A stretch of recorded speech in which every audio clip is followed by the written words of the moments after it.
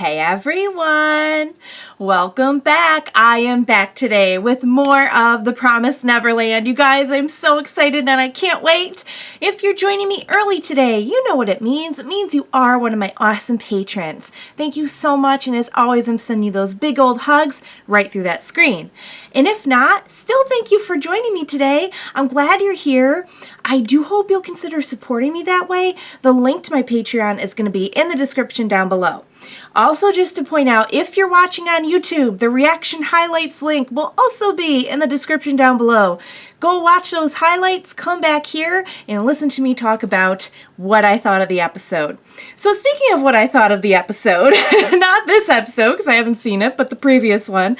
So the initial shock of like what was going on was over last episode, and I feel like is as much as it still felt intense and everything with scenes like Emma running into Mom. Oh, I hate even calling her that. Which was such a very, very like pins and needles scene. Last episode felt a little bit more informative. Like, okay, we have the initial establishing shock and horror. Now we're gonna kind of like piece together, work through it to, try and figure out what to do. And fortunately, our main three kids are like geniuses, so it was funny, like, here I am like trying to guess along the way like what could be going on, and they're just like putting all this info together so rapidly. It really gives me hope that they're going to be able to put together a good solid plan to escape.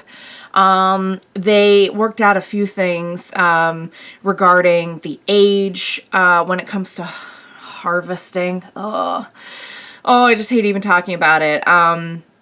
But, they were able to figure out that, they in particular do not have very much time left because of their age before, and we knew that from the first episode where they said like, these three are going to be next on our list. Ugh. But, they also were able to figure out why, which was a very horrible, horrible thing. And it's most likely because of the size and age of the brains.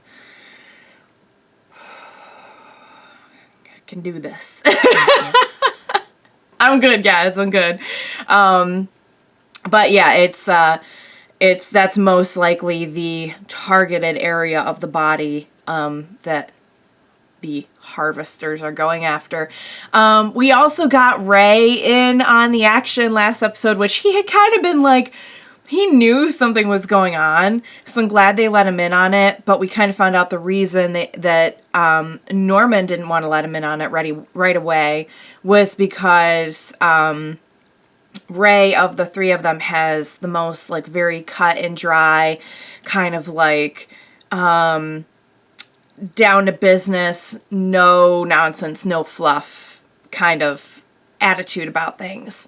I like how Emma is entirely the heart and Ray is entirely the head, and Norman's just kind of in the middle. Like, he's brilliant and he has this ability to strategize, but he has these feelings about Emma that are driving him to do something that kind of goes against, reason and strategy.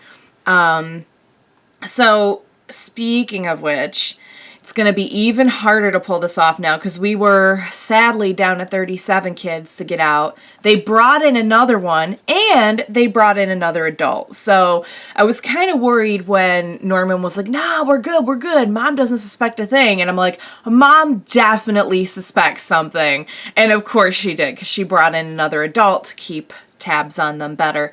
So, I don't know how that's going to make things a little bit more difficult. We'll see.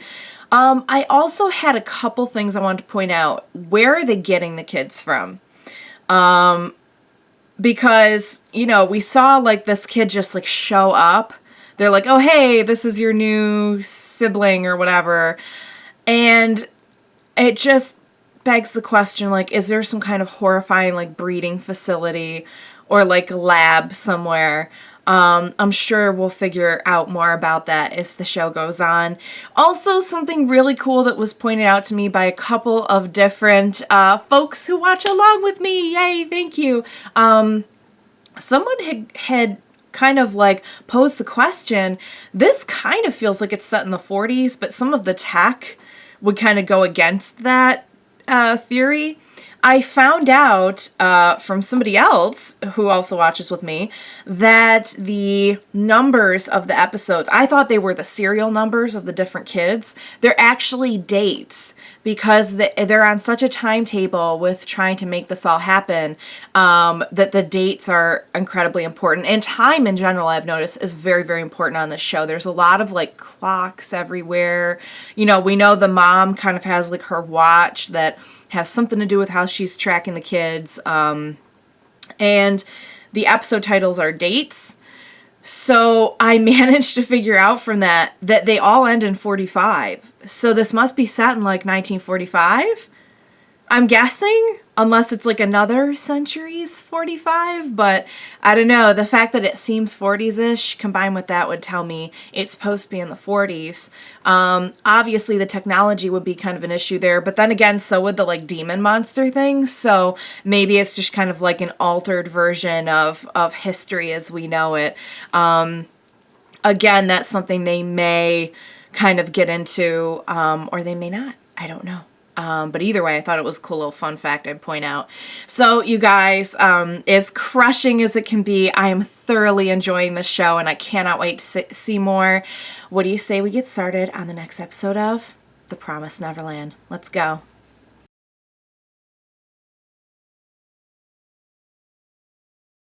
All right, you guys, we got a whole lot of info in this one. Let's start at the beginning. So we have a very, very different adult character from the mom that we've seen, Isabella. I'm not sure where to begin about Sister Krone because she's obviously not quite stable. She has kind of a lofty, cutthroat kind of goal. I like that she's so different from mom because it makes the whole situation a lot trickier. That, you know, you have this like obviously very cool, calm, collected. We found out she's kind of at the top of her game in terms of this whole farming thing. And then you have someone who's kind of an up-and-comer, very strategic, very powerful, but is totally different in terms of like personality and mental stability. It really kind of feels like it's coming from all sides now, if that makes sense. You know, we have kind of like the cool collected, and then we have kind of like out there and sort of willing to try anything crazy. Boy, this is going to be interesting. All right, so let's talk about some of the facts that we did get about the adults in this one. So, as I feared, this is one of many plants. I really wasn't sure. You know, at the beginning of the series, I could kind of see it going either way, that there is a very secluded underground faction of demon monsters that eat children, and this is kind of a clandestine, you know, sort of like out of the way kind of farm, but the rest of the world kind of functions as we know it. I was kind of hoping for that. They had addressed that in episode 2, that like there was a very good chance that the whole world out there is just monsters and we are like, so they're essentially kind of like the cattle of this world, like humans are. It's seeming more and more like humans are a rarity. They're not the main species of this world. We know there's a grandma now. That's great. We know that this is a much more, a larger operation than we anticipated. In terms of the technology, it does seem like they're mostly dealing with a lot of like 40s technology. They mentioned like the cameras and everything.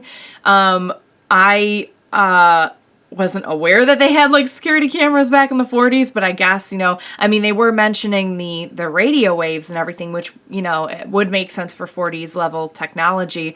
We also know that Ray was talking about a lot of futuristic technology, so it's possible when they were hypothesizing about the cameras and everything, they weren't drawing upon the current technology to make those kind of inferences.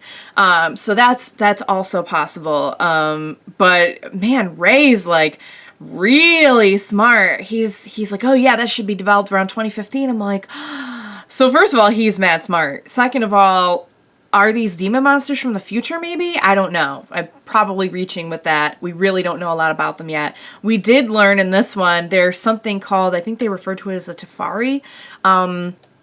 Is that a place or an event? It almost kind of seemed like maybe an event, like some kind of feast or festival. They mentioned him and how his meal has to be so much better. A king or a god, perhaps. But it seems like they do want the highest quality meat for this individual at this event. We also know the other plants have not been churning out what's considered to be top quality product. So, but this one and this mom and everything are kind of heralded as being a cut above, I guess. So much, I think it's much worse than I thought. I was kind of hoping this was a very isolated part of the world. It is seeming more and more like humans are a rarity and the main species are these demons, as we're referring to them. Again, I'm not sure about that, but that's kind of how it's seeming. So they brought up a good question, like, where are they getting the kids? They have like obviously a place where they're just breeding and raising these very small babies, and then they're sent to this farm. Where are the moms coming from? Where did grandma come from? Like, how long has this been going on? You know, are there special breeding facilities for like those who will be caretakers and in charge of the farms and those who will be, you know, eventually harvested? So I thought the kids teaching the other kids to play tag and training them, that is genius. Okay, so first of all, that's the best possible way you could teach something to kids, in my opinion. I'm not like a child expert, but like, from my experience with children and everything, I would say that is a genius move. Thank God they have someone who's as intuitive and kind of specialized in like the caretaking aspect of these smaller children as Emma. Between the three of them, they're really putting their heads together, and I really feel like even though they keep on coming up against all these different obstacles, like they do have a shot. They even kind of managed to outsmart Sister Krone, which was awesome. I don't know. I feel like they're trying to tell us that maybe the little girl with the glasses is a spy. We don't know that for sure. But man, to have to be Emma, and we know like even in this episode it was addressed that like she can be a little naive. I would say it's more just her like wholesome innocence, you know, as opposed to like, I mean, I guess it is naivety, but she's just so genuine, you know, and just so caring. And honestly, it never even occurred to me that there might be a spy amongst the kids, but it makes a whole lot of sense. I really hope it's not true. Just, it was horrible enough that they're doing this, and to think that maybe they told one of them, like, this is your job, this is what's really going on, you know, this is going to be your job, and you'll make it out alive, maybe. Maybe there's like spy kids in every group, and those kids go on to be like the mom. You know, maybe that's how they're raising moms and everything. I don't know. It's just a thought. But yeah, Sister Krone did mention, like, she came right out. Like, she's so different from Mom in that she's not subtle. So she came right out and was like, hey, I understand you saw the harvest. I want to help you out. I don't know if that's true. I don't know why she would, you know, maybe, again, like, maybe she's thinking of cutting a deal with them so one of them will survive, and if they help her sell out the mom, which is another really dangerous game. Like, I don't even know, you guys. There's so much. I will definitely be dwelling and processing this, and I will be looking forward to getting more info. God bless these sweet, precious babies and their mission to get out of here and start a new life and find freedom. Really enjoying the show, really hooked. It's very thought-provoking. It's very, very emotion-provoking as well. I hope you guys had as much fun watching it with me as I did. Thank you so much for joining me. Please be sure to join me next time. We will watch it together. Bye for now, guys.